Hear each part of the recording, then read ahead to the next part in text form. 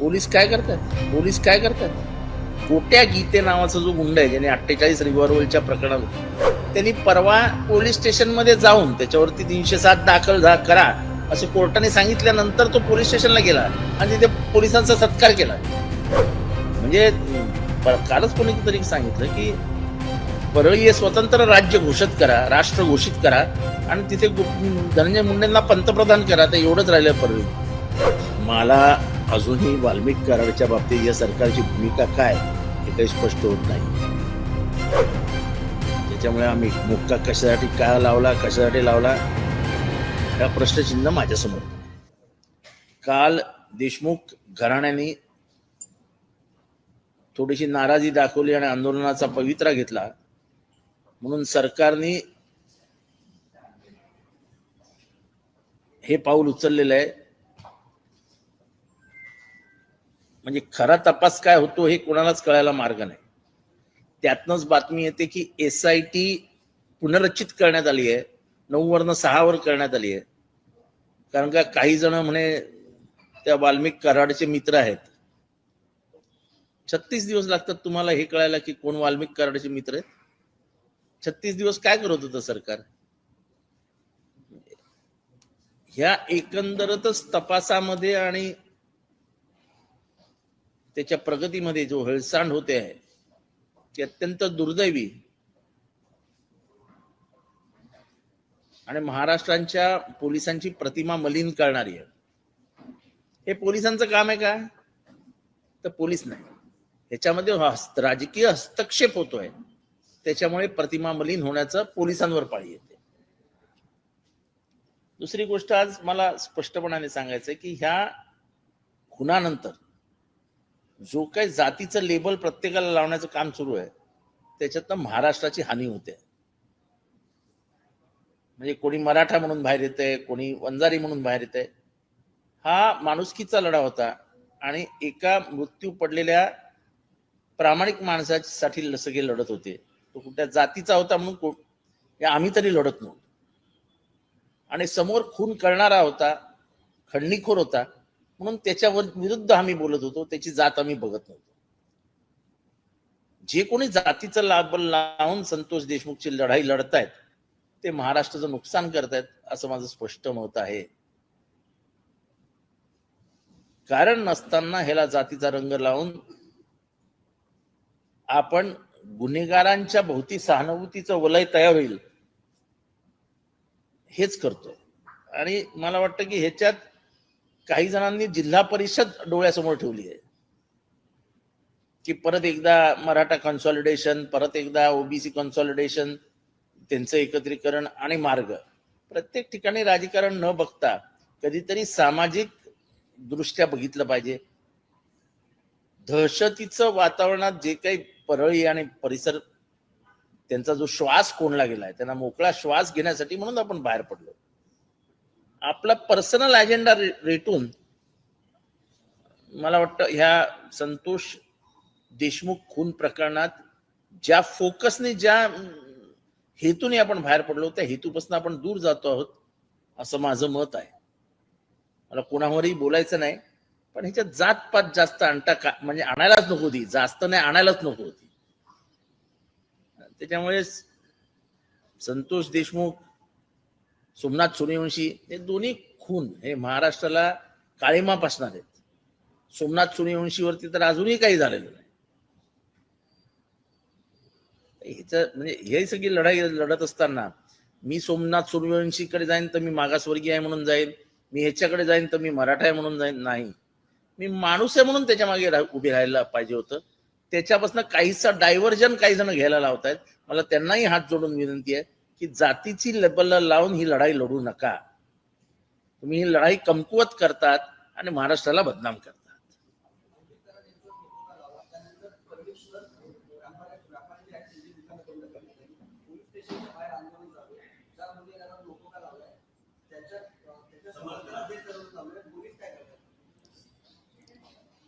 Police काय करतात? गोट्या गीते नावाचा जो गुंड आहे, ज्याने 48 रिव्हॉल्व्हरच्या प्रकरणात, त्यांनी परवा पोलीस स्टेशनमध्ये जाऊन त्याच्यावरती 307 दाखल करा असं कोर्टाने सांगितल्यानंतर तो पोलीस स्टेशनला गेला आणि तिथे पोलिसांचा सत्कार केला.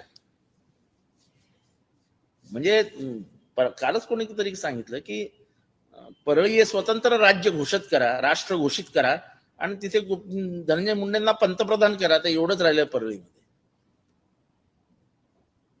आम्ही तेच म्हणत होतो ना तुम्हाला की जोपर्यंत हे मंत्रिमंडळात आहेत तोपर्यंत हे असं होणारच ना. पोलीस काही करणार नाहीत, म्हणजे धांगडधिंगा चालूच राहणार. त्याच्यामुळे धनंजय मुंडेंनी राजीनामा का द्यायचा तर ह्याचं कारण हे की पोलीस इंटरफिअरन्स, प्रेशर हे सगळं नील करायचं असेल तर धनंजय मुंडेंचा राजीनामा हा क्रमप्राप्त होता. पण आता इतकं भ्रष्टाचाराचं प्रकरण येऊ सुद्धा अजितदादांना प्रश्न विचारल्यानंतर ते असं काहीतरी सोंग घेऊन SIT, CID, CBI यांना सांगितलंय ना. तो प्रश्न काय आहे की वाल्मिक कराड यांनी गरीब शेतकऱ्यांकडनं पैसे घेतलेत आणि मंत्र्यांनी सांगितलंय की तुम्ही वाल्मिकांनाशी बोला. त्याचं काय करायचंय अजितदादा बोलायलाच तयार नाहीत.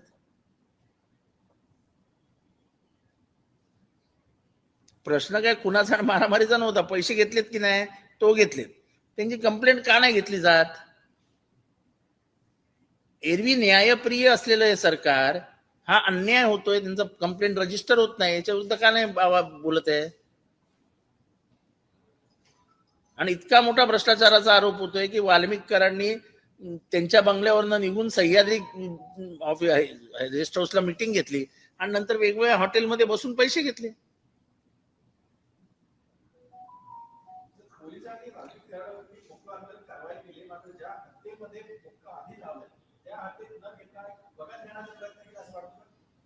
मला अजूनही वाल्मिक कराडच्या बाबतीत या सरकारची भूमिका काय हे काही स्पष्ट होत नाही.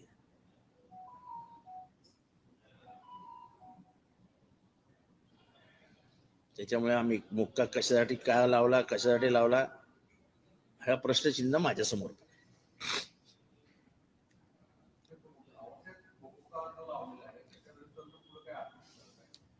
हम्म?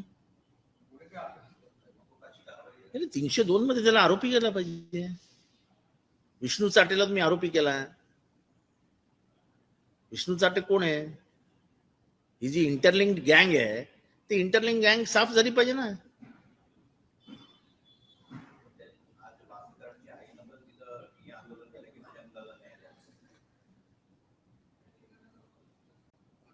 कुणाची आई करत असेल तर आईला आपला पोरगा प्रियच असतो ना.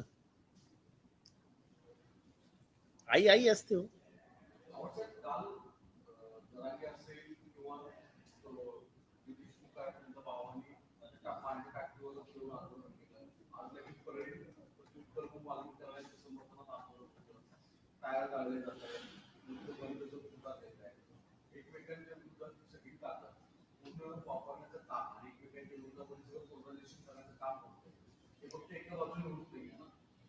हे माझं तेच म्हणणं आहे की जातीचं लेबल लावून संतोष देशमुखचा चेहरा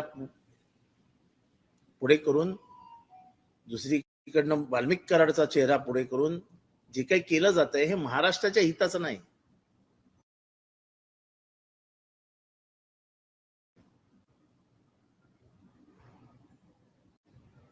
संतोष देशमुखला चा खून झाला, त्याच्या पोराबाळांना न्याय मिळाला पाहिजे. त्याच्यासाठी आमच्यासारखी माणसं मध्ये उतरली. आम्ही जातपात बघितली नाही. आणि प्रत्येक ठिकाणी जर तुम्ही हेच करणार असाल, नाही नाही जात जात जात, मला वाटतं की त्याच्यामुळे ह्या संपूर्ण लढाईची हानी झाली.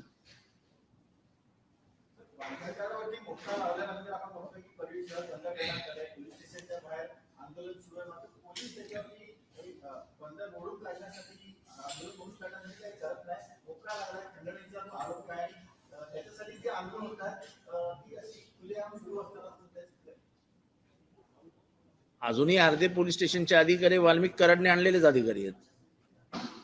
खेडकर नावाचा जो अधिकारी आहे वाल्मिक कराडने आणलेला अधिकारी, तो अजूनही तिथेच बसलाय. त्याच्या पोलीस स्टेशनच्या बाहेर जर आंदोलन झालं तर कोण काय करणार आहे. करणार काय करणार.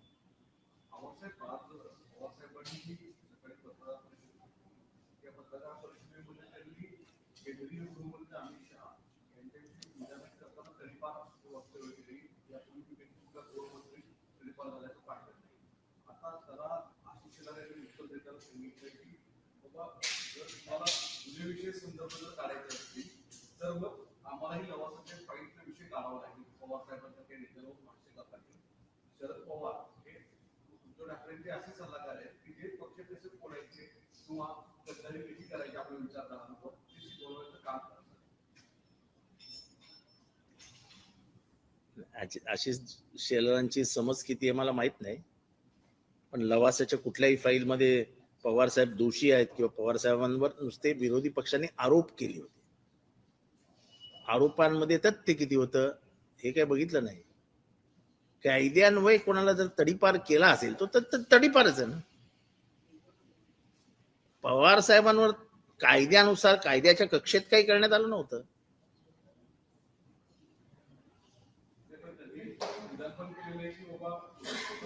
प्रशिक्षण देतात की कसं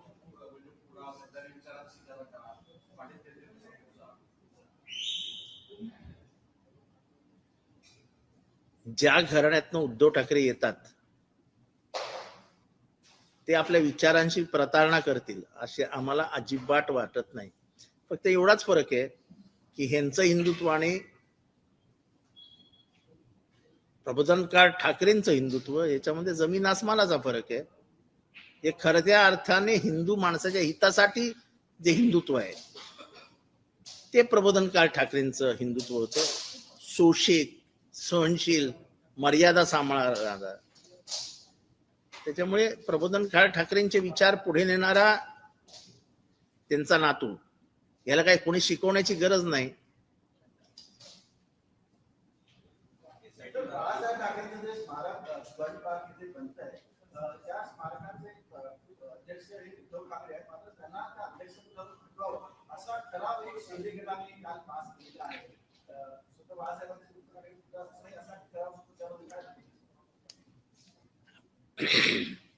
काय काय बोलायचं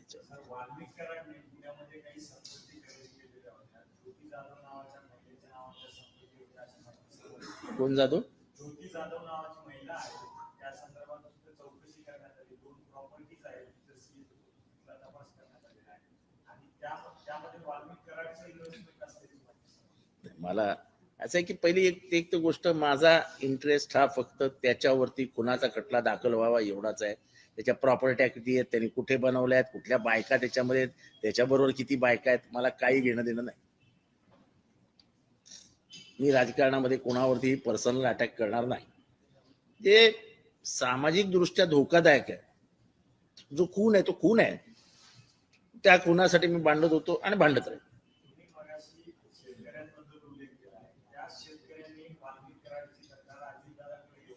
नाही, मला आश्चर्य वाटतं.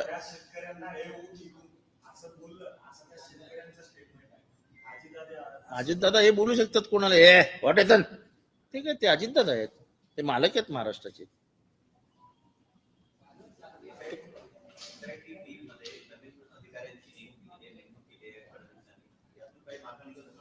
अहो, 36 दिवसांनी तुम्हाला कळतं ते वाल्मिक कराडचे मित्र आहेत. हे काय सरकार आहे का मस्करी आहे?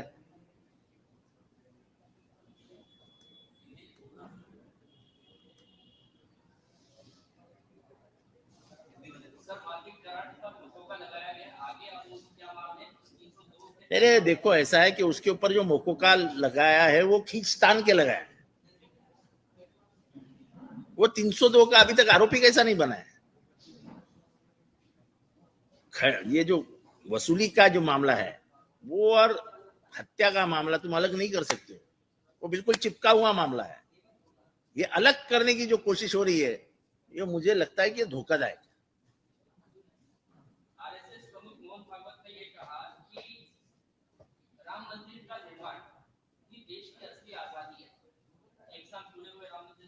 क्योंकि उन्होंने आजादी का विरोध किया था,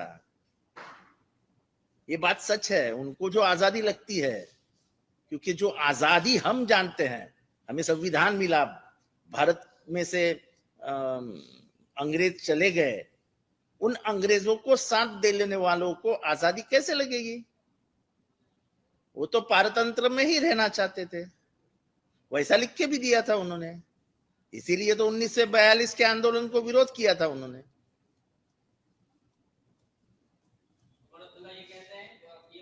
तारीफ करते हुए एक दिखाई दे रहा और कहते हैं कि पीएम मोदी ने दिल्ली और दिल की दूरी कम की है। कौन बोले? दिल्ली से दिल की दूरी कम की है। कौन बोला? नहीं, मैंने सुना नहीं है। दिल्ली में आपके पक्ष में आपको सपोर्ट करा है, सपोर्ट कर रहा है। तो ये ये कहा कि दिल्ली जो है वो अरविंद केजरीवाल का बेस रहा है और मैं ऐसा व्यक्तिगत तौर पे मानता हूं कि दिल्ली में अरविंद केजरीवाल को सपोर्ट करना चाहिए। देखो, हमारी पार्टी की लाइन पवार साहब तय करते हैं, तो उसके ऊपर मैं क्यों भाष्य करूं?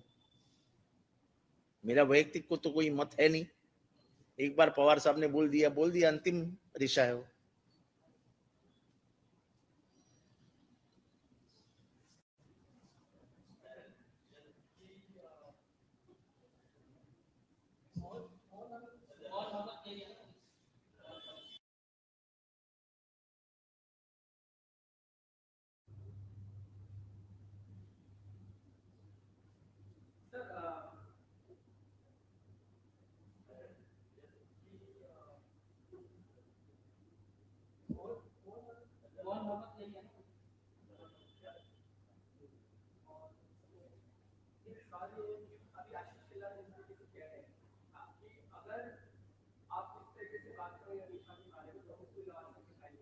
अरे बिल्कुल निकालो, धमकाओ मत। आशीष शेलार जी को हम कहना है भाई, धमकाओ मत। तुमने बहुत प्रयास किए थे जब आप विरोधी पार्टियों में थे, बदनाम करने का प्रवास पवार साहब को, लवासा को लेके।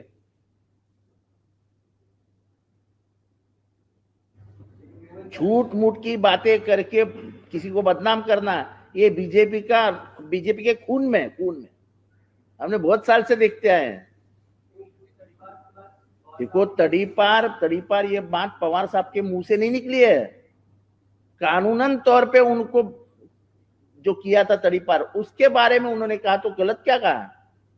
उन्होंने खुद ढूंढ के नहीं लाया ना, ये ऐसा कुछ ढूंढ के नहीं लाया ना। जो कानूनन कार्रवाई हुई है उसके ऊपर उन्होंने कहा, अपने मन से तो उन्होंने कुछ नहीं कहा। जो तड़ीपार था तो उन्होंने कहा कि तड़ीपार थे, उन्होंने खूनी कहा गया कि खूनी है, तो फिर ज्यादती होती। तो सरकार ने जो कार्रवाई की थी उसके ऊपर उन्होंने, और सभी थे उसमें, कोर्ट ये वो सब इन्वॉल्व थे, तो कोर्ट को गाली दो ना फिर। अमित शाह जब पिछले दिनों शिरडी आए थे तो उन्होंने कहा कि शरद पवार ने ही महाराष्ट्र में जोड़ तोड़ की राजनीति शुरू की थी और अपने कार्यकर्ताओं को संबोधित करते उन्होंने ये कहा कि हमें इतना सशक्त बनाइए कि पंचायत से लेकर पार्लियामेंट तक बीजेपी का झंडा हमको फहराना है और भविष्य में हमें इतना शक्तिशाली बनाइए कि कोई हमारे साथ विश्वासघात ना कर सके। अच्छी बात है, हर एक को ये चाहत होती है, जैसे लोगों के साथ उन्होंने किया, जैसे पार्टियों को तोड़ा।